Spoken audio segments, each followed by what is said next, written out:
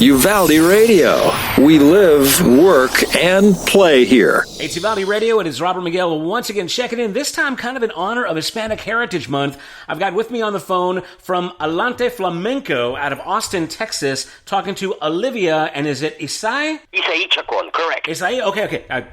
Terrible with names like that, but how are you guys doing? Let's get a mic check. You're both on different lines, right? Yes, correct. All right. So are you guys both in Austin right now? Yes.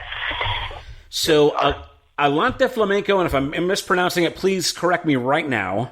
No, that's perfect. Okay. You guys are going to be making a trip down to Uvalde coming up Saturday, October 5th, at our historic Uvalde Grand Opera House. This thing's been around since 1891. I believe it's the second oldest functioning opera house in the state of Texas. It's a beautiful building, a lot of history, and I believe you guys are going to make history by being the first flamenco group to actually perform there. Is that right? Well, I'm excited about it. I've seen pictures of the building, but we haven't visited it yet, so we're thrilled to be invited, and we're thrilled to come to Uvalde and do flamenco for you guys. Well, again, I mentioned earlier at the top that it is Hispanic Heritage Month. Let's get into the obviously the rich history of flamenco and how it I guess applies to Hispanic heritage.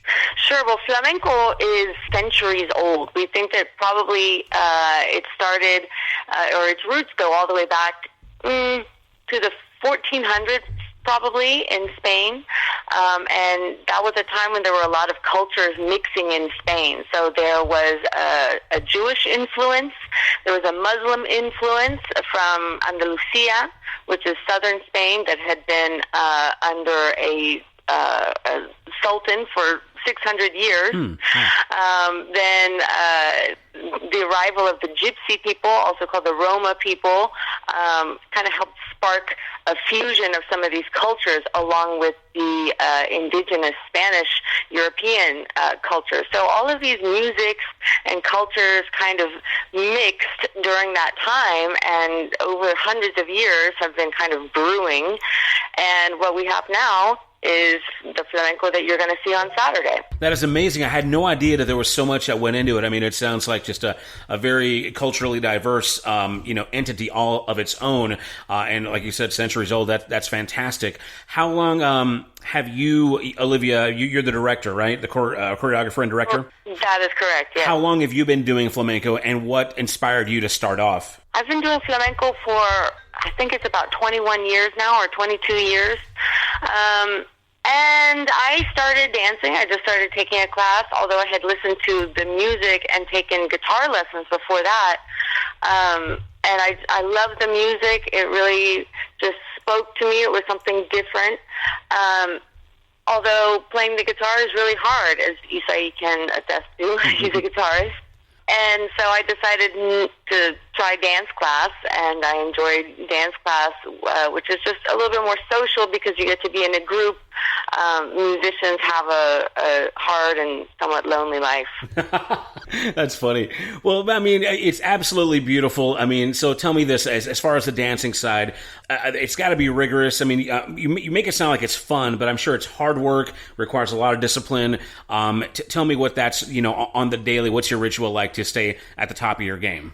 Well, I dance probably about 5 hours a day. I teach classes, and then our company rehearses 2 to 3 times a week for a few hours every time. So, we're in shape. We definitely sweat a lot. The costumes cover it all up. We have beautiful costumes. Right.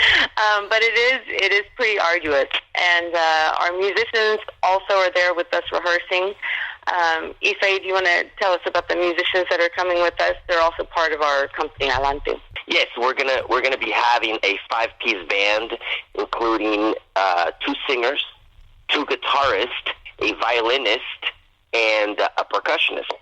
And the latter 2 actually are kind of newer additions to the tradition of flamenco, because violin and percussion, they're not strictly very traditional, yet we have created awesome arrangements to incorporate them. So, and they really add to... You mentioned that you are both a guitarist and a singer.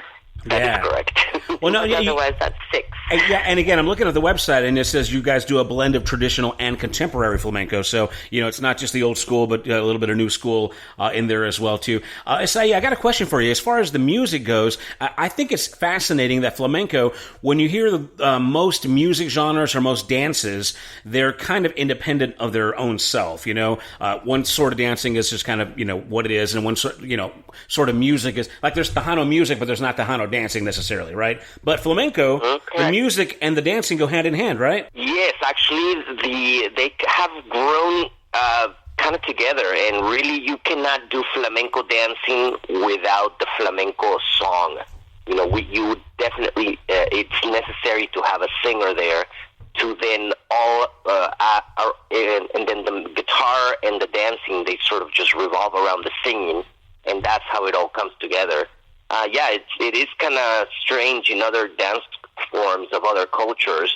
It is not so intricately linked, but in flamenco it is, and to me that's the fun part of it, because we're sort of at the service of the dance, but at the same time the dance is at the service of the music. So very well put. The fun thing is that the dancers, we get to participate in the music because we use our feet to be percussionists. So we take part in the music as well. So there's parts where we can influence the speed, we can influence what happens in the music. When we do improvise, the dancer can kind of control what's going on to some extent, which is a lot of fun. And that's, as far as I know, one of the only dance forms that does that. Well, as a sidebar, I have to bring this up because you guys are married, and again, you're the dancer choreographer, and then, sir, you are the musical director. What is that like? I mean, you guys, obviously, it's either got to be the greatest thing ever for a marriage, or maybe very taxing because you're always at the office together. What's that like on your relationship? It's a little bit of both. It's great because we're both interested in the same things. So sometimes we have our best ideas for an upcoming project or a show or something while we're cooking dinner. That's quite common, and so that's fantastic. But there are times when, if we have some conflict in the studio during a rehearsal or something like that, sometimes we take that home with us, and it's hard to leave work outside our home. So, just like any couple that works together, I think there are trials and tribulations, but there's also a lot of fun and enjoyment there. And really the best thing is that we get to work together all the time. So that's something that not a lot of couples can share. I think it would make a fabulous, a reality show or documentary. Isaí, do you want to chime in on that? Are your thoughts exactly the same? Yes, I think, I try to think about all the trials and all the tests that you have in life. I try to think of them in a positive manner. And I think it has made us better people, because having to deal with somebody that you love and that you care so much, but at the same time be sort of a competitor in ideas, and, we're both trying to get our way on stage, trying to get our ideas out there. It makes us better people in general, because then we're a lot more understanding of other people's emotions and respectful. You said the perfect answer. You agreed with the wife, and that's just the way to do it. That's right. Again, we've got Olivia and Isaí from Alante Flamenco Ensemble out of Austin, Texas. They're going to be performing this Saturday, October 5th, at the Uvalde Grand Opera House, historic downtown Uvalde. You can get your tickets at uvaldeoperahouse.org. Now, let's talk about Alante Flamenco. You guys have been together since, about 2011, so about 8 years. Let's get into the history of the actual company. Sure. Well, Isaí and I had been living in Spain for about 4.5 years. And when we came back in 2010, we opened a dance school, a flamenco school called Flamencura here in Austin. But I had always wanted to have a company. That was one of my goals. While I was dancing in Spain, I was always thinking that I wanted to have my own company because I had so many ideas for shows and for dances that I wanted to do. So we started the company in 2011 just with, really, I think it was just 2 other dancers and 2 other musicians.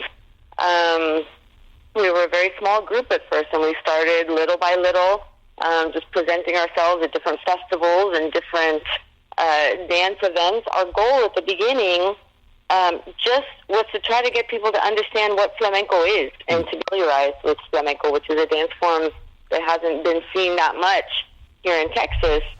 And we also wanted to kind of get out of the folk dance category, because a lot of times people take world dance or folk dance and kind of put it in a different tent. Right. And we said, no, well, we want to be in the good theaters.